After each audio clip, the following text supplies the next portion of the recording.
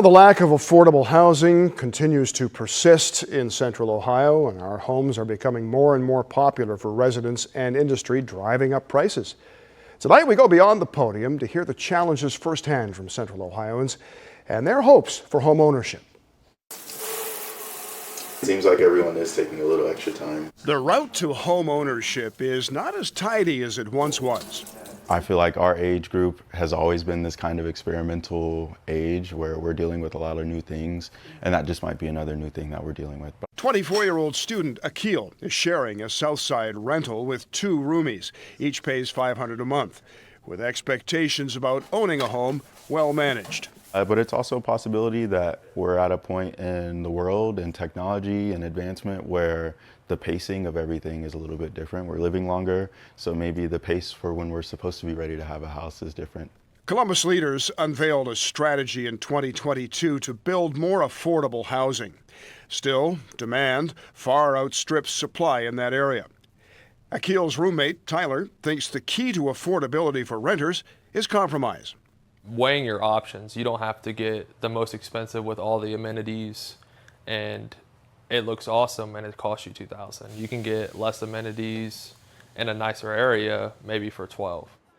To home in on the housing challenges in Central Ohio, we also went to Marysville, among many Central Ohio communities seeing explosive growth.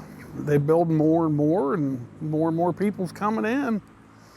I mean, I don't know how they afford to buy around here, really. Larry's home value is skyrocketing. But in this house divided, there may yet be some common ground on the proposed school levy in Union County. Me and my wife's been talking about supporting it, but we're not 100% yet, but we're thinking about it. Another little hit to your taxes, though. Yes, this is true, but we got 5 grandkids out here, too. Elbows up, knees bent. Ginny Gates also has her grandson Rory and family keeping her in Marysville. The cost of housing has risen to the point where our kids coming out of college and who have been out of college, in trying to find appropriate housing, affordable housing, is very difficult in Marysville, even with a 2-person income. And when it's time for Rory and the other grandkids to buy a home, I have no idea, but Gigi will be here 110% to support whatever they need. You got it! Akil will soon be moving back in with his mom while he continues his schooling. Despite the step back, he finds shelter in this. When I want to, maybe not. Eventually, though, I'd like to believe that if you play the game long enough, right? Like you go to work and you do your thing long enough that you'll have enough money to get the house at some point. Kamala Harris's official site lists a number of promises that she's making to ease the housing crisis, including $25,000 to first-time homebuyers to use toward their down payment.